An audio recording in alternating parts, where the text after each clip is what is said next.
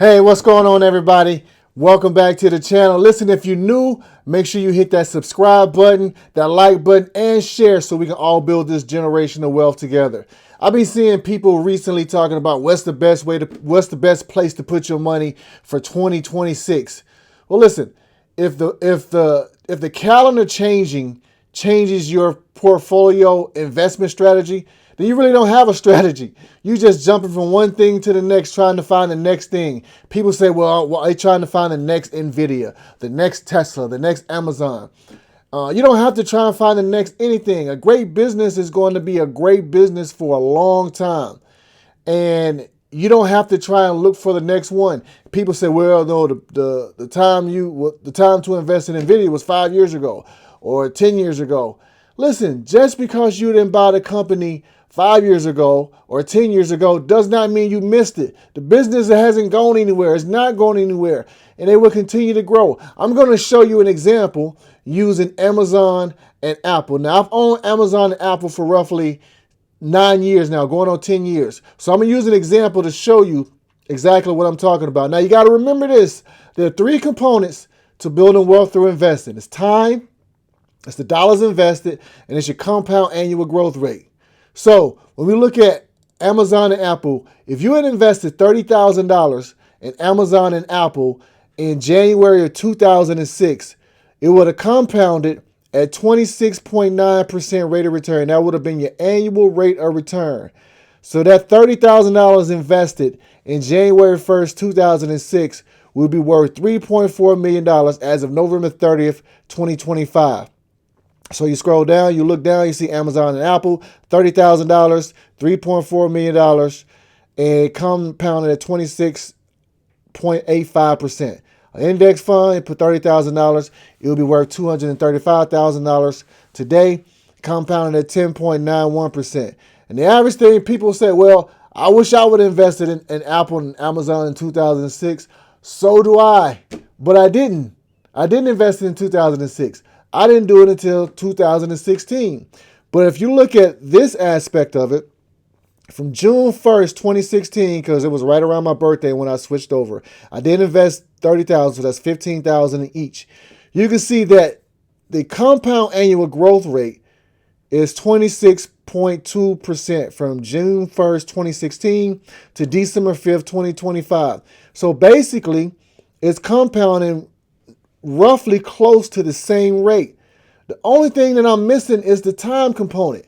I can't go back and add 10 years in the past, but I can continue to own it for the next 10 years. Now, does this mean that it will continue or they will continue to grow at 26% for the next decade? I have no idea. There's a very, very strong possibility or close to 100% chance that I will own them 10 years from now because I don't jump from one stock to the next. I buy businesses. As I said before, don't trade stocks, buy businesses and own them. So the power of compounding can continue even though I didn't buy them 20 years ago. Since I've owned them about a decade, they have compounded at a similar rate, which means they're growing at the same rate. Now, if it continues for the next decade, yeah, in 10 years, they'll be worth over $3 million. But there's only one way for me to find out, and that is to continue to own the businesses. So if you look at this chart, you can see the year by year growth or the rates of return. You would have survived the stock market crash of 2008. Even though they went down 51%, guess what? You would have survived if you recognize that there are good businesses that you can continue to own. Also, 2022, when it was down 37%. But if you look at this is a period of 20 years. In 20 years, you've had 2 years of negative returns in 20 years. So now these aren't the only two businesses I own. In fact, these aren't the best two. Those go right now to Broadcom and Nvidia. They are growing a lot faster than these. So when you find a great business, just own the business. All this jumping from one stock to the next and all this stuff that all you had to do was invest the money, leave it alone, and allow it to compound and never do anything. That $30,000 would be $3 million today. What businesses do you own, or do you have the ability? That's why Peter Lynch said that the most important organ in investing is not the brain, it's the stomach. Can you sit and watch a stock or grow down 50% like in 2008 and do nothing? Most people can't. But if you recognize that you're owning great businesses and you know that the stocks can go up and down at any particular point in time, any stock I own can go down 50%. Nvidia was down 66% in 2022. Amazon was down 50%. Google was down 40% in 2022. I didn't sell any of those stocks or those businesses. I own them. I will continue to own them. And the most beautiful thing is that you can continue to add to your holding. You can continue to build up by buying more shares of these great businesses when they are priced to the way that you like and according to their earnings and all these particular things and their cash flow. You can just own them. Just own great businesses. And you can see you don't miss out on a stock just because you didn't buy it 5 years ago. You didn't miss out on Broadcom. You didn't miss out on Nvidia. You didn't miss out on Google. You didn't miss out on Amazon, Apple, just because you didn't buy it 5 years ago. You know, you can still add to these businesses now.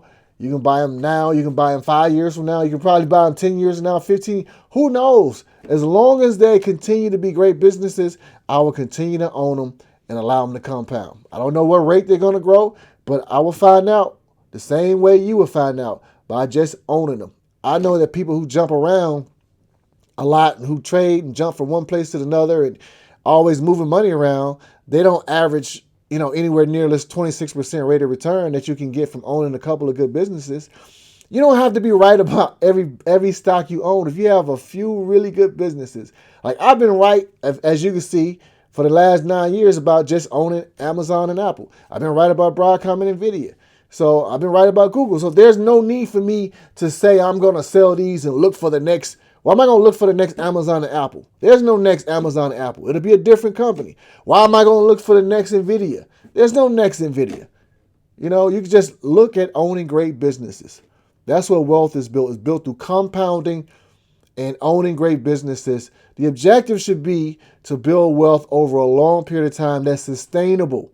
That way it can be passed throughout generations. This is not, some of us are the first time owning stocks or the first generation, maybe the second generation of owning stocks or building any type of quote unquote wealth.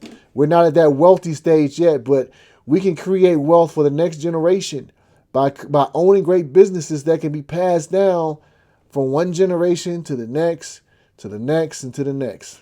All right. Until next time, I'll talk to you. Hey, make sure you subscribe. Share, like this video. Let's build this generation of wealth together. All right. Have a great day.